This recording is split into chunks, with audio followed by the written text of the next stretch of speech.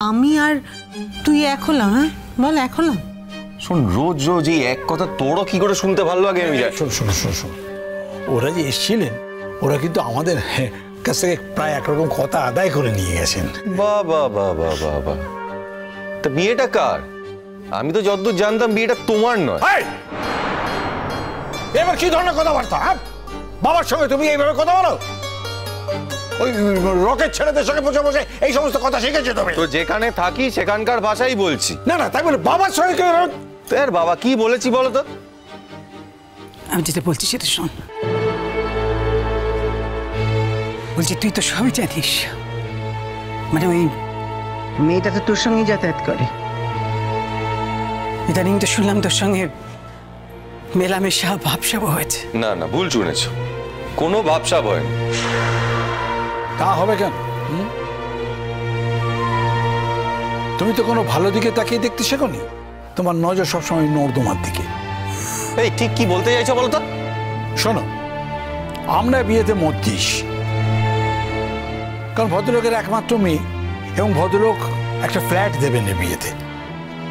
সে ফ্ল্যাটে গিয়ে তোমরা থাকতে পারবে।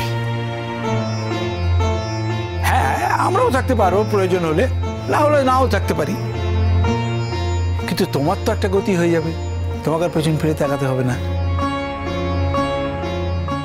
বাবা মায়ের একমাত্র মেয়ে, আমার তো মনে হয় দেবে তবেও ভালো।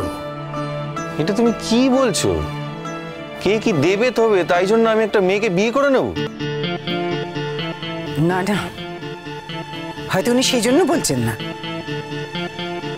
তুই সুখে থাকবি, তুই ভালো থাকবিস, হয়তো সেটা ভেবে বলছেন। সে তো তোমার মেয়ের বেলায় বলেছিলে যে বস্তিতে থেকে চাঁদে হাত বাড়াতে গেছে, হাত জ্বলছে যাবে। আর এখন যখন ফিরে এসেছে রোজ কানের সামনে এই এক কথা বল, যে কথা না শুনে চাঁদে হাত বাড়িয়েছিল তাই হাত জ্বলছে। সেটা এখন কি করে ভুলে যাচ্ছ আমি জানি না, আমি অবাক হয়ে যাচ্ছি। শোনো শোনো শোনো, ছেলে আর মেয়ে কিন্তু আলাদা আলাদা। কিসে আলাদা বলো তো আমাকে? তুমি কি চাইছো? যে আমি সারা জীবন ওদের কাছে মাথা নিচু করে থাকবো? ওদের স্ট্যান্ডার্ড আর আমাদের স্ট্যান্ডার্ড এক। আমাদের আর ওদের কোনো সম্পর্ক হতে পারে? আমি একটা বাড়িতে কাজ করতে গেছি, সেই বাড়ির মেয়েকে হঠাৎ বিয়ে করে নিয়ে চলে আসবো আর আমাদের স্ট্যান্ডার্ড বেড়ে যাবে? তুমি এটা বলছো আমি সম্মান পাবো তাতে? পাবে পাবে পাবে, আমি বলছি তুমি সম্মান পাবে। দেখো, তুমি তো নিজে থেকে যেচে পড়ে কিছু করনি, সে মেয়েই তোমাকে বিয়ে করতে চাইছে। আরে আজকাল তো আকছাড়া এমন হয়ে থাকে। আর তাছাড়া দেখো, আমরা তো বস্তিতে থাকি ঠিকই, কিন্তু আমরা তো ঠিক বস্তির লোক নই। হ্যাঁ, ভাগ্য দোষে আমরা এখানটা এসে পড়েছি। আর তাছাড়া দেখো, মানুষের জীবনে তো কত কারণে কত উত্থানও ঘটে, তো এরকম একটা উত্থানের সুযোগ এলে সেটাকে ছেড়ে দেবো? বাহ, অন্যকে ধরে উত্থান, খুব ভালো। শোনো, উঠতে গেলেও না কাউকে ধরে উঠতে হয়, হ্যাঁ, নামতে গেলেও কাউকে ধরে নামতে হয়, মানে একা একা ওঠা নামা কিছুই হয় না। তোমার কথা শেষ হয়ে যাবে, আমার তাড়া আছে, আমাকে এবার বেরোতে হবে। এই শোনো, বেশি তাড়া দেখিও না, বেশি তাড়া দেখিও না। তুমি একটা কথা খুব ভালো করে শুনে যাও, ভদ্রলোক কিন্তু এসেছিলেন এবং উনি বলে গেছেন যে ছেলের বিয়ের পরেই মেয়ের বিয়ে দেবে, ব্যাস।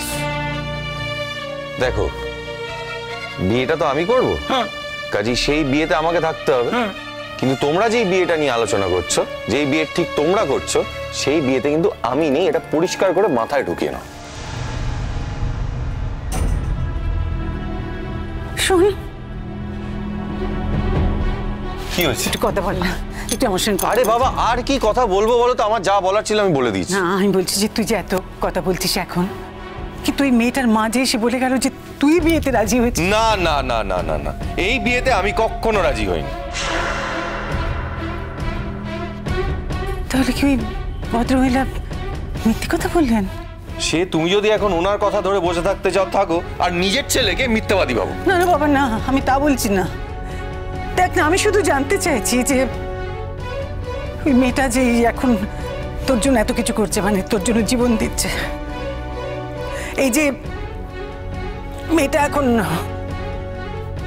যা কিছু করছে, তোর সঙ্গে সম্পর্ক করতে চাইছে, তোর সঙ্গে থাকতে চাইছে, কদিন আগে এরকম একটা আত্মহত্যার মতন ঘটনা ঘটতে গেল, সেটা নাকি তোর জন্য লালন। তাহলে ও ও যে এত কিছু করছে, তারপর যদি তুই ওর দিকে না তাকাস, তখন তো ওরা তোকে কি? ওই মেয়েটার মা তো নিজে এসে বলে গেল যে ওদের নাকি আমাদের বাড়িতে আসা মানায় না, ওদের নাকি এই বিয়েতে ওরা রাজি নয়, এই বিয়েটা ওদের তো ওরা বাধ্য হয়ে এসেছে, মেয়ের কথায় জোর করে এসেছে, আমাদের মতন ঘরে ওদের নাকি সম্বন্ধ করা মানায় না বলে গেলেন। সেই একই কথা তো আমিও বলে যাচ্ছি। তাহলে কেন? অদ্ভুত ব্যাপার। তাই তো, তাহলে কেন? তাহলে শুধু মেয়ের কথায় যদি আসতে রাজি হয়েছে, শুধু যদি মেয়ের জন্য এই বিয়েটা দিচ্ছে, আর বলছে যে মেয়ে বলেছে এই বিয়েটা সে করবে, এই বিয়ে যদি না হয় তাহলে সে আত্মহত্যার মতন আরেকটা কোনো ঘটনা ঘটিয়ে ফেলতে পারে, তারা সেই ভয়ে এসছে। তাহলে আমি কি বলবো বল? আমি কি বলবো? করে ফেলবি আর কি? আমি মা হয়ে কি করে তোকে বলি? আমি তো আর বলতে পারি না যে একটা মেয়ের জীবন নিয়ে তুই চিনেমেনি মানে আমি চড়ুইয়ের জীবন নিয়ে চিনিমিনি খেলছি, এটা তুমি বললে? এই তাহলে এমনি এমনি মেয়েটা কি তোকে এত ভালোবেসে ফেললো? হ্যাঁ, এতটাই ভালোবেসে ফেললো যে ওই মেয়ে তোকে ছাড়া কাউকে বিয়ে করবে না এমনটা বলছে? তুই কি বলতে চাইছিস বলতো?